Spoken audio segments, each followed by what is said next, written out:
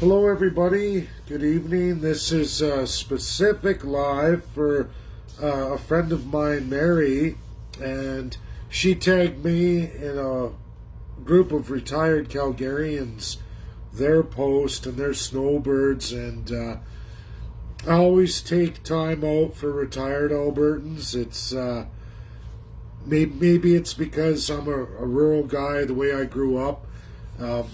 Private school system Catholic, but I always try, whenever retired Albertans come to me, I always try to make time. I always do, and it's very, very important to me, always has been. So this one's for you, Mary. I hope she figures out the live and the tag I just made her, and she joins my Facebook Live. I don't know if she's here or not. I'm just going to quickly scroll everybody. Not sure if she's familiar with lives. Maybe not, but we're going to get into this. And I made just a couple notes to keep me on track. Just 3 points so I can start out, go through this properly. Because I also tagged John Carpay, whether he's going to have time right now or sometimes it takes him a week to get to it. And he sent me a post today, everybody, before we get into this. And he's looking at the War Measures Act. As you all may or may not know, he's suing the government right now. And John is a constitutional expert. He's Alberta's constitutional expert. I've been a friend and follower of John's. He's been a great mentor for me for a number of years. And sometimes our directions go in different directions because, again, he's in an organization that absolutely fights for freedoms. He's a professional, and that's what he does. And, of course, I've been in the politics side. I'm definitely for separation, so I go a different direction. But we do talk every now and then. He's pretty gracious with me. I can always phone him. He always calls me back. We're pretty close, and I'm pretty fortunate for that. So, everybody, and this is for my retired Albertans and snowbirds. Like I said, oh, there's Mary. I see ya. Excellent. I'm glad you joined in. This is absolutely for you and that group of retired Calgarians. And I want it for all retired Albertans, but I want to get into this. So what the government's doing on travel restrictions and what I want retired Albertans to know who do want to travel, you've absolutely been very limited to where you can go now, and that's not going to change maybe for some time. John's challenging that. Other places you can go outside of Mexico and the Caribbean through only the Calgary International Airport. There's lots of countries you can go to that are on our immigration list. Unfortunately, when I say that, it's because it's to bring people in, not really to let you all out. Having said that, regardless of John and the law and the challenges going forward, I know that retired Albertans don't want to run into trouble. So this is my absolute exact advice for all of you. To stay within the new laws, whether legal, justified or not.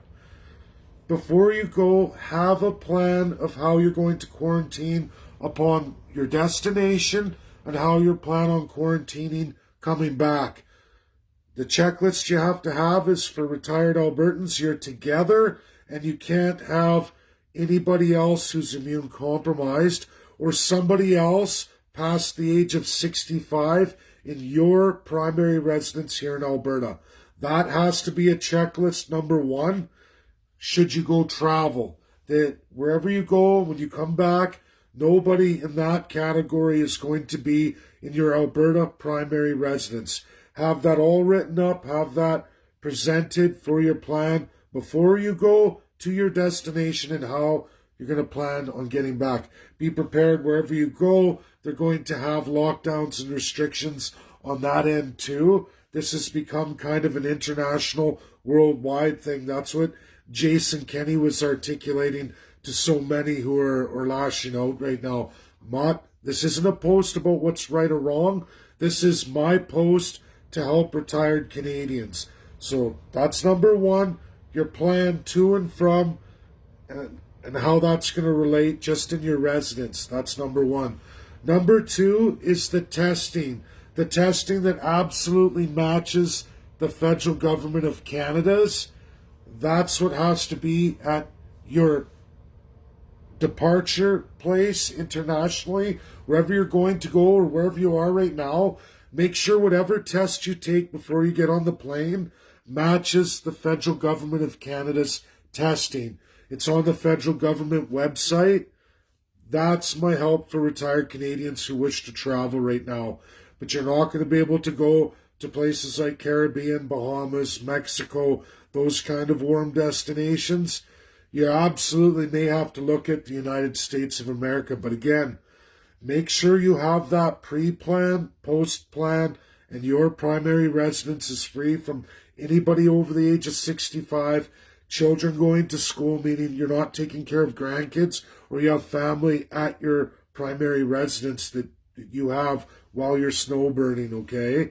And nobody immune compromised, absolutely not, because they want you isolated for 14 days, not interacting with other people that will go out and should you get a variant, which unfortunately the international travel is with all these variant countries, because unfortunately the government of Canada, doesn't matter which political party, is absolutely all about immigration to Canada this year. They've doubled it, and they've also allowed all the variants in. So all the lockdowns and restrictions we're going through and why you're getting all these travel restrictions are because Canada's not listening to the international community. They're not working with them. Now I'm going to get into John Carpay, his latest release, this lawsuit he's going through. From what I see on all this, everybody, John is going with the post-1948 international system of justice. He's going with that, what Canada is bound to, and he's using specifically laws related to 1970-71 use of the War Measures Act.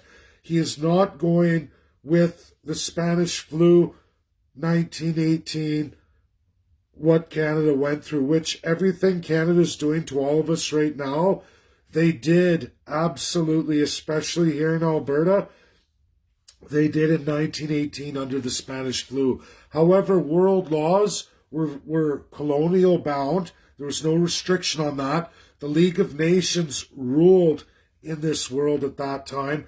Canada, a binding member of that, they got away with administering everything under our 1867 Constitution because of the system of League of Nations. Now, John realizes 1948, the world has changed. Canada underwent a massive change. Canada accepted new international binding laws that are being imposed on you and restrictions placed on you in international travel right now. That Canada is being held to, grabbed literally by the throat, because Canada decided it doesn't need to follow any international laws. Your gross autocratic government decided they're going to play and make their own rules, and now the international community said, oh no you don't, Canada. Oh no you don't. Now Justin Trudeau is imposing all kinds of new restrictions on you because he, the official opposition, chose to allow all this mass immigration in, even though the world said, hey, whoa, wait a minute, you don't do this. Like I said, all of our governments can be placed in some big trouble. Now, while John is going with the legal narrative inside Canada, using those international laws, I'm looking at it at a different direction, that I want to go to the International Court of Justice as a human rights violation, which doesn't require Canadian lawyers. And it's nothing against John. We're not working together, but we're not so different in our narratives. I'm just using a different avenue, another tool in the toolbox. That's what I want to go through. But as for all my retired Albertans that I do care very much for, a lot of you message me. I know you're very courageous people. A lot of you keep, in the back room kind of thing, personal messenger or email, and I appreciate and I do listen to your messages when I catch up. And thank you, Marie, for tagging me in that retirement community in Calgary, that group of chat. And this is my advice for all of you. Or right now, if you're trying to come home to Canada and you're afraid, these are the steps right at the beginning of the video. Those are the absolute steps you should go through to have a nice, easy, safe return to Canada. And if your primary residence is compromised in any way, you have to make sure that's not the case. That means if there's family members or people staying there, they have to vacate your premises. You have to have that primary residence planned and organized for you and your spouse or whatever. It has to just be for you in isolation and quarantine, and they won't be able to detain you. And if you go through an airport checkpoint, you get on that end where you leave, make sure that plan is in writing provided. Make sure your testing matches what the federal government of Canada testing is. Contact the federal government before you leave. For all my retired Albertans who wish to come home, make sure you contact the government of Canada. Make sure those tests are available to you in the region you're in, wherever that is in the world, trying to get home. Make sure that's in place. Make sure your plan for quarantine in writing is in place so that they can't detain you. And then at that point, if they try to detain you at arrival at an airport, that's when you need to have John Carpay's number, the Justice Center's number, and use that. Because if you put the plan in, you have your primary residence all established, isolated for you, your significant other, then that should be it. And there's nothing anyone should be able to impose on you.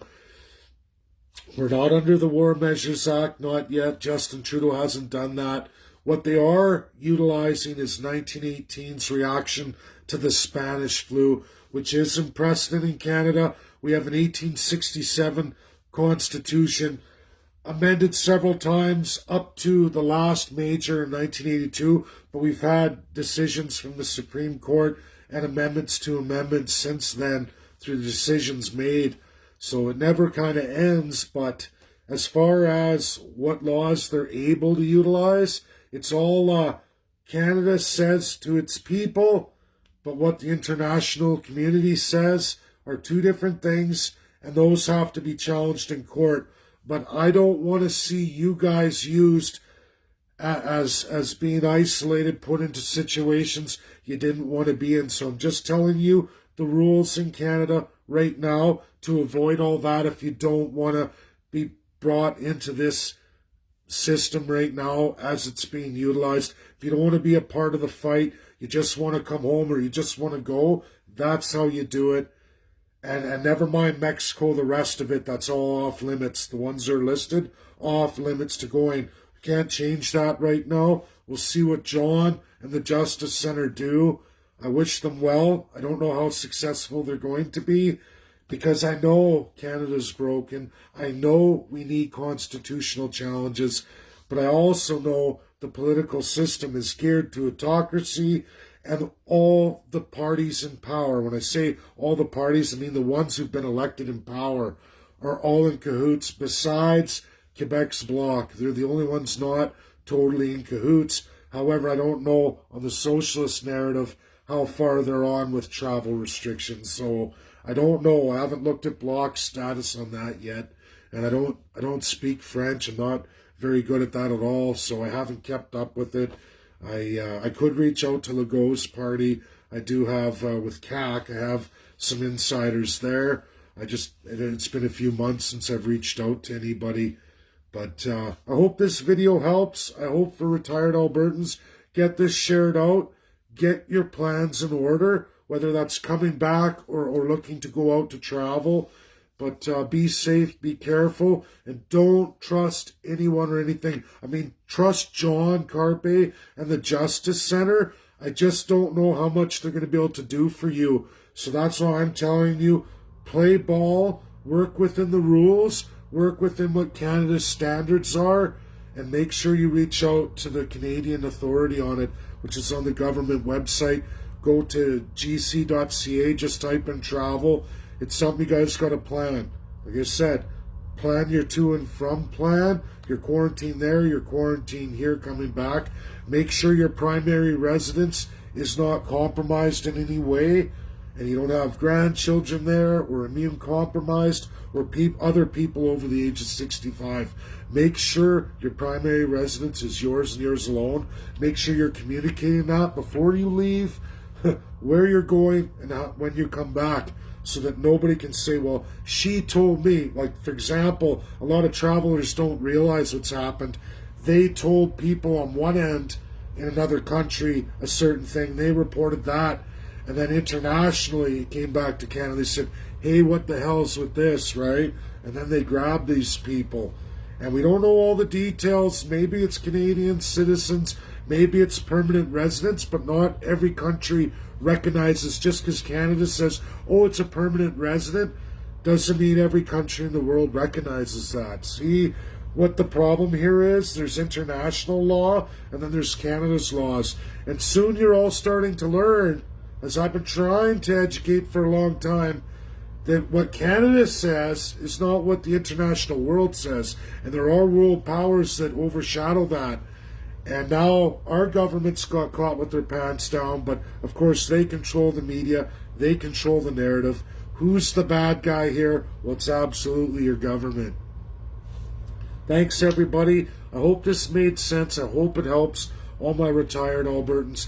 Have a great night, everybody. Get it shared out, especially in retirement communities, people looking to travel, snowbirds as they're called. You do deserve that freedom of movement. I just don't know right now how we're going to get there other than playing within the rules established. That's if you don't want to be made some kind of martyr or you don't want to go through the legal system. That's all I'm trying to give you here. It's a safe way to go about what you do. Thanks, everybody. Bye now.